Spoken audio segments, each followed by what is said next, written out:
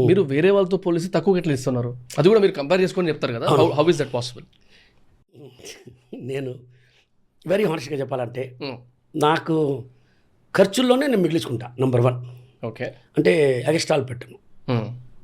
చెప్తుంటాను, మేము చాలా కేర్ఫుల్గా ఇది మస్ట్ షుడ్ నీడ్ అంటేనే ఖర్చు పెడతాం. ఓకే.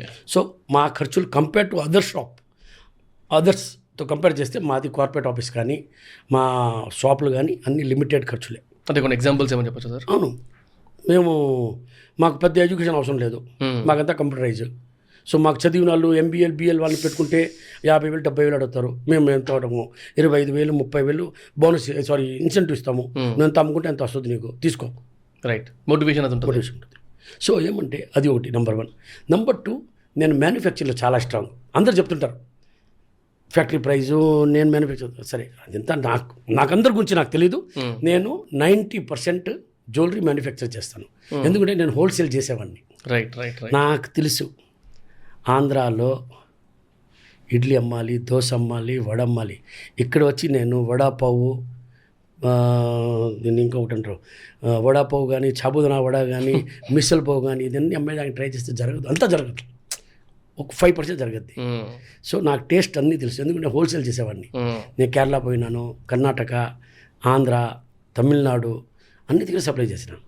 సో అప్పటి నుంచి ఆ ఫస్ట్ నుంచి దాంట్లో నుంచి వచ్చినాను కాబట్టి దాన్ని కంటిన్యూ చేస్తున్నాను. సో మ్యానుఫ్యాక్చరింగ్ అయిన వల్ల నాకు హోల్సేలర్ మధ్యలో రోల్ ఉంటుంది కదా, ఆ రోల్ లేదు. దానివల్ల 3% 4% మీడియేటర్ ఖర్చులు 3 to 4% తక్కువ వస్తుంది. ఓకే. సో అది నేను కస్టమర్కి వాసన చేస్తున్నాను. మీ వేస్టేజ్ దాని గురించి కూడా ఏదో విన్నాను సార్. వేస్టేజ్ చాలా కంట్రోల్ చాలా తక్కువ. ఒకసారి మాట్లాడదాం సార్. వేస్టేజ్ కంట్రోల్లో ఏదో స్నానం చేసిన తర్వాత సంథింగ్ అది ఏంటి అసలు? అది లేదు, గోల్డ్ ఎక్కడ కూడా వేస్ట్ అవ్వదు సార్. ఏమంటే మిషన్ బంగారు తింటుందా? తిందు. అది ఎక్కడైనా ఉంటుంది, మనం తీసుకుంటాం. అవును, మనిషి తింటాడే కానీ మిషన్ తిందు. మనిషిని మేము ఫుల్ స్కానింగ్ చేసి లోపల పంపిస్తాం, ఫుల్ స్కానింగ్ చేసి బయట. అది కాకుండా వాడు టాలీ చేసి ఇవ్వాలి. ఫస్ట్ ఆఫ్ ఆల్ ఆయన గ్రామ్ మ్యానుఫ్యాక్చరింగ్ అయ్యేటప్పుడు మీరు ఆయన గ్రామ్ తీసినా కూడా అక్కడ టాలీ అవ్వదు కదా. టోటల్ వేసినప్పుడు ఇప్పుడు నేను మీకు 100 రూపాయలు ఇచ్చానంటే మీరు 100 రూపాయలు నాకు మళ్ళీ ఇవ్వాలి కదా. చిల్లర ఇచ్చినా కూడా 100 రూపాయలు నేను కౌంట్ చేస్తాను కదా. సో గోల్డ్ ఎక్కడా పోదు.